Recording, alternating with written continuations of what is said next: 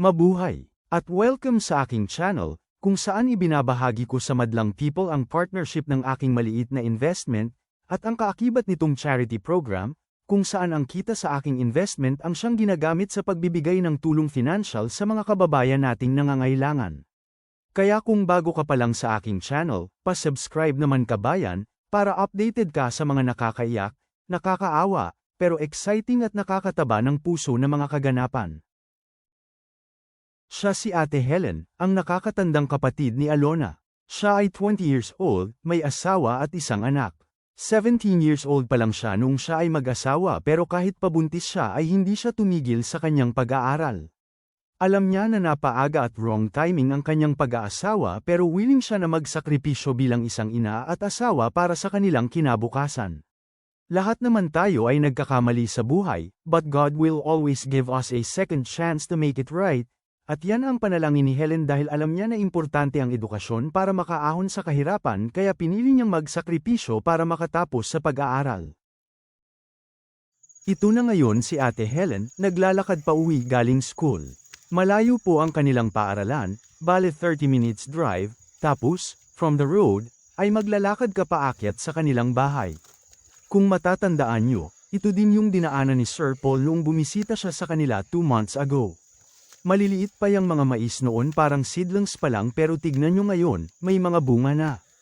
Yung daan nila ay parang trail lang, walang steps, kaya siguradong madulas yan pag umulan.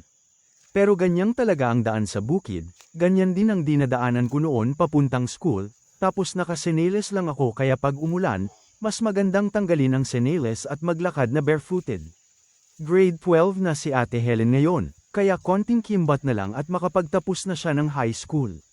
Nabanggit niya noon kay Sir Paul na pangarap niyang maging isang teacher kaya marami pa siyang sakripisyo na tatahaking kung gusto niyang makamit ito.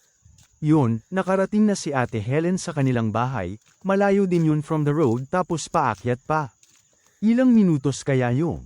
Anyways, exercise din yan Ate Helen, it's good for your health. But speaking of bahay, hindi ako mapakali sa itsura ng kanilang bahay. I mean, parang temporary dwellings lang. Look, hindi po ako nagmamaliit dito, naaawa lang po ako sa kalagayan ng bahay nila. Lumaki kasi ako sa liblib na lugar sa Cordillera kaya alam ko na di ito uubra sa malalakas na bagyo at hangin na dumadaan doon. I hope na in the future ay makapagbigay ako ng kahit man lang pambili ng yero para sa bubong ng bahay nila. In the meantime, tiis-tiis pa muna Ate Helen, darating din tayo dyan. Samantala, kumusta naman na kaya si Alona? Well, ito na siya ngayon, a proud grade 6 pupil of San Vicente Elementary School. Pero hindi lang yan, kitang-kita na rin ang pagkamasayahin niya, enjoying her adolescent life. Ito kasi yung transition period from childhood to adulthood, kaya dito mo makikita yung physical, emotional, at social changes ng isang tao. Critical ang stage na ito kaya dito papasok ang gabay ng magulang at mga kapatid. Ito rin ang isa sa mga dahilan kung bakit ayaw kong ilayo siya sa kanyang pamilya at this stage dahil gusto kong ang kanyang pamilya mismo ang maggabay sa kanya as she transitioned from childhood to adulthood. So, gaya ng sinabi ko kanina, we all make mistake in this journey called life, but God is always there to give us a second chance. Helen decided to pick up the pieces and move on. I believed her kaya nag-volunteer akong tumulong. Keep it up, my friend. Success is within your reach. Sa inyo naman Alona, enjoy your adolescent life.